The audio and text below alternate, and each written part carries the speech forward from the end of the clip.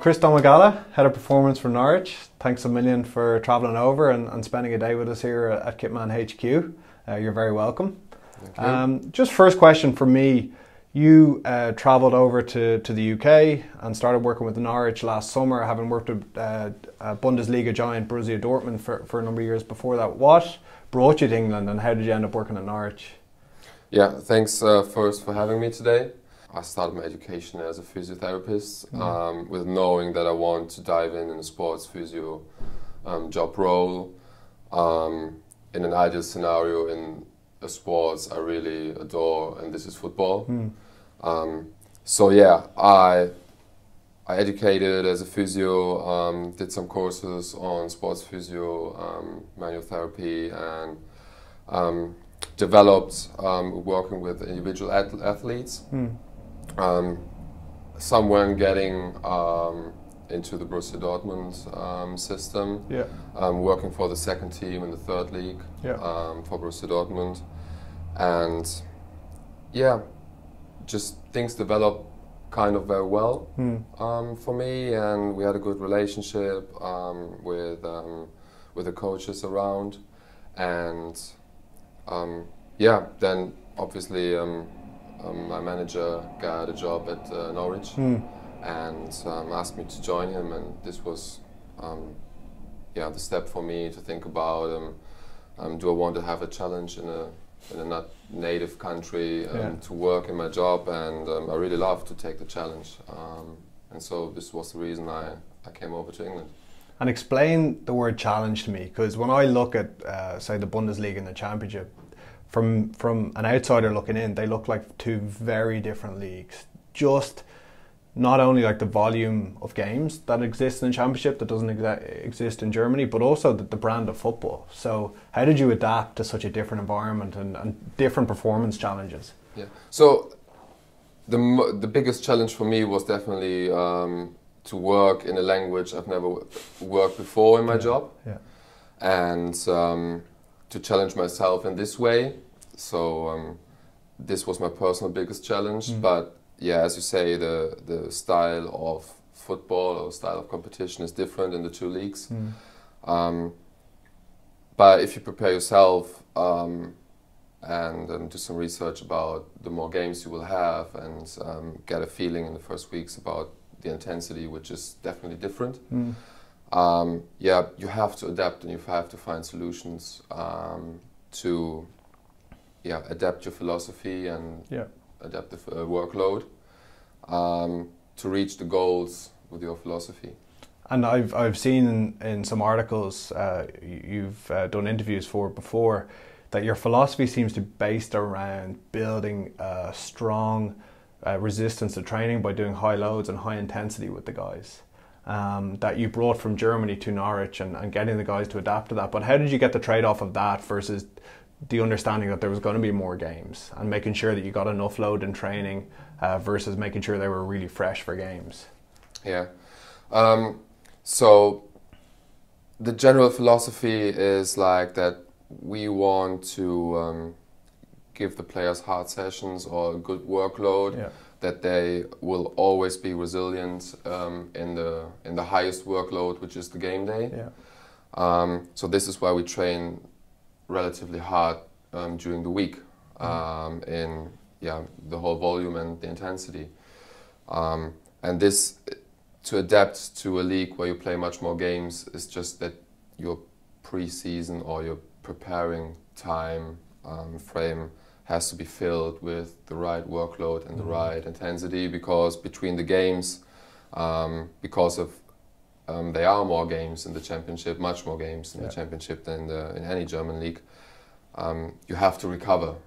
But recovery just works that good when your body is very conditioned and resilient for the workload. So it makes pre-season even more important, because I know in the Bundesliga there's like a 2-week gap at Christmas as well. So you have the regeneration period, but in the Championship, Christmas is like the most intense period. So when you're thinking pre-season, then you're thinking we've got to put a lot of fuel in the tank for a long season, and it doesn't make that 4 or 5 5-week training block in pre-season even more important then for you guys.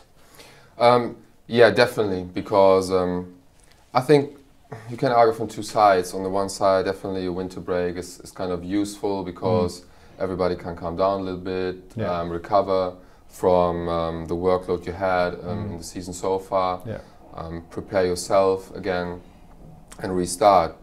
But on the other hand, every athlete, every coach wants to compete with other teams. So it's kind of nice to have this flow of competition. But yes, you have definitely to set up the right timings during the season when you can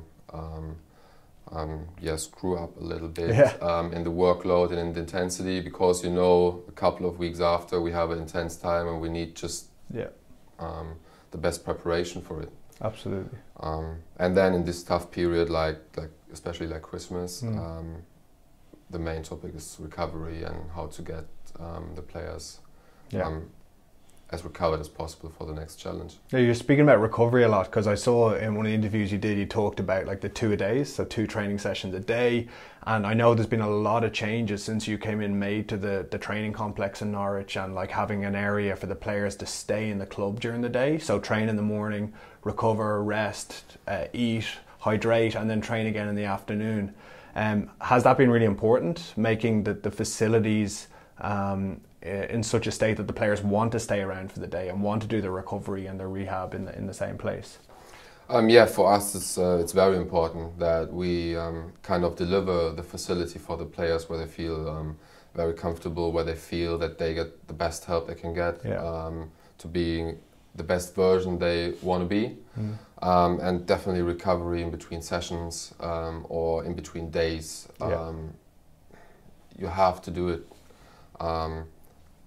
One of my true believings is that work plus rest equals success, and I think especially in a league where you have so many games and in your preparation you have such a high workload, the recovery time is more important, or very high importance to focus on. And this is where we want to help the players, because we facilitate just everything they need for it. In the same. And any methodologies of recovery that you like in particular, like for short turnarounds?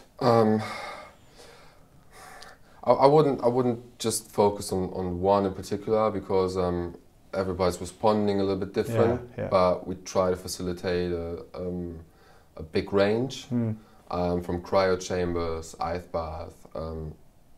Some players from a culture point of view totally like sauna, even in a short turnaround. And we have to accept that, even when science maybe shows that it's not the best to do, but mindset also plays a huge 100%. Role. Form roles, active recovery, our medical staff. So you individualise recovery plans as well as training plans? Yeah, definitely. And is that player-led or coach-led? No, it's more player-led. Okay. So we offer them a selection to pick a certain number out of 5, 6, 7. In cooperation also with our health center. So I think they get a big number of opportunities they can choose of, and we try to guide them always in a good direction.